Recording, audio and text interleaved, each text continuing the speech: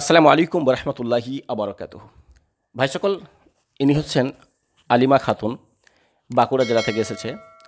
ইনি আজ থেকে ৩-৪ মাস আগে আমার কাছে এসেছিল। তখনকার ভিডিওটা রাখা হয়নি, হয়তো রাখা থাকলে দেখা যেত আপনাদেরকে। যে সময় ইনি এসেছিল তখন একটা স্বাভাবিক মানুষ ছিল, একদম পাগলের মতো ছিল। ইনারা যাই হোক অনেক জায়গায় দেখিয়ে টেকিয়ে, ইনার সমস্যা ১.৫ বছর ধরে এনারা ভুগছিল, অনেক জায়গায় দেখিয়ে টেকিয়ে কোনো জায়গায় খোঁজ পেয়ে হয়তো আমাদের কাছে এসেছিল। আপনারা ইউটিউব দেখেছিলেন নাকি? আচ্ছা, ইউটিউব দেখে তারা আমার কাছে এসেছিল। এরা যখন প্রথমবার আমার কাছে আসে তখন কিন্তু আপনারা হয়তো জানেন যে আমি একবার অসুস্থ পড়েছিলাম মধ্যে, ওই সময় কিন্তু ইনারা এসে গেছিলো। তো যাই হোক ইনারা ফোন করেনি, চলে এসেছিলো, তার জন্য এই বাচ্চাদেরকে আবার ঘুরে যেতে হয়েছিল। মানে সেদিনকে আমি আর চিকিৎসা দিতে পারিনি, অনেক টাকা খরচা করে তারা গাড়ি ভাড়া করে এসে এখান থেকে আবার রিটার্ন গেছিলো, বড় আফসোসের ব্যাপার। তো যাই হোক, এতে তো রেগে যাওয়ার কথা ছিল যে যেহেতু এখান থেকে ঘুরে আসি মানে আর যাবো না। তো যাক, আল্লাহ তাআলার এটা দয়া যে তারপরেও তারা আবার এসেছিল, তারপরেও এরা আবার এসেছিল। তো আলহামদুলিল্লাহ, আসার পর তাকে যখন দেখেছিলাম, ইনি হচ্ছেন সেই রুগী। তখন যে বর্তমান সেই অবস্থা ছিল, এখন যে বর্তমান তার অবস্থা, আর তখনকার যে অবস্থা আসমান জমি তফাৎ। তখনকার যে দেখতেন তো একদম পাগলের মতো, অনেক কিছু বাড়াবাড়ি হয়ে গেছিলো। তো সে মাঝে মধ্যে উলঙ্গ হয়ে যাওয়া, অতিরিক্ত কান্না করা, চেঁচামেচি করা, পাগলামি করা, বিভিন্ন রকম কত যে বাড়াবাড়ি হয়েছিল আপনি কল্পনা করতে পারবেন না। তো আলহামদুলিল্লাহ, আল্লাহ সুবহানাহু ওয়া তাআলা তাদেরকে শিফা দিয়েছেন। তিনি তো আজকে এসেছেন, আজকে ৩-৪ মাস মতো হয়ে গেল, ৩ মাস পর আমি ডেকেছিলাম, তিনি তো এসেছেন এবং তার সঙ্গে 2 জন রুগী আরও এক্সট্রা এসেছেন, টোটাল 3 জন রুগী এসেছেন আজকে। আলহামদুলিল্লাহ, তাদেরকেও আমি চিকিৎসা দিলাম ইনশাআল্লাহ। ইনাদেরকেও আমি 3 মাসের মধ্যে দেখাবো যে আলহামদুলিল্লাহ এই রুগীগুলো সুস্থ হবে ইনশাআল্লাহ।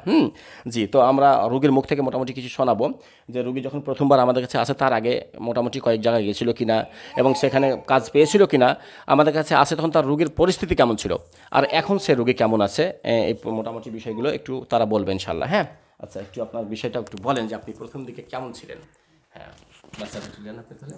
হ্যাঁ, সালাম দিয়ে বলেন একদম মুখের কাছে। আসসালামু আলাইকুম। প্রথমে আমি এসছিলাম, অনেকে অসুবিধা ছিল, তারপরে দেখানোর পরে এখন 3 মাস পরে আসতে বলেছিল, এখন এসেছি। এখন অনেক ইনশাল্লাহ অনেক সুস্থ হয়ে গেছি, অনেক ভালো আছি। আলহামদুলিল্লাহ।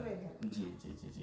আচ্ছা, আপনি কিছু বলবেন আপনার মেয়ের ব্যাপারে যখন নিয়ে এসেছিলেন? কারণ হচ্ছে ওই সময় তো কারণ ওই সময় তো ওনার জ্ঞান ছিল না তেমন। আপনি বলেন, আপনি সাজিয়ে বলেন সুন্দর করে। আসসালামু আলাইকুম। ওয়ালাইকুম আসসালাম রাহমাতুল্লাহ। যখন এনেছিলাম তখন পাগলের মতন ছিল, অনেক গ্রামে দেখিয়েছিলাম, কোথাও তো কিছু হয়নি।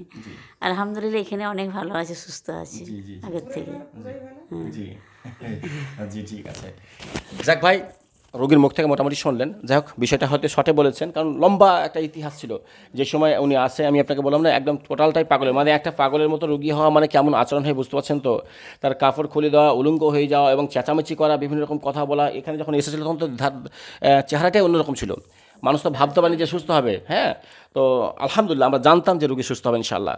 আমরা এর আগেও বলেছি যে আমরা যে রুগীগুলো দেখি, আমি শুধুমাত্র জিনভূত নয়, যদি ওই রুগীর মধ্যে কোনো মানসিক সমস্যা থাকে আলহামদুলিল্লাহ তবু আল্লাহ তাআলা আমার কাছে শিফা দেন। যদি শারীরিক রোগ থাকে তবুও এখান থেকে আল্লাহর রহমতে ঘুরে না। আর যদি জিনভূত, আলহামদুলিল্লাহ ওটা তো আমার মেন সাবজেক্ট, মানে এখান থেকে তো ঘুরবে না ইনশাআল্লাহ আমার কাছে, বুঝতেছেন তো।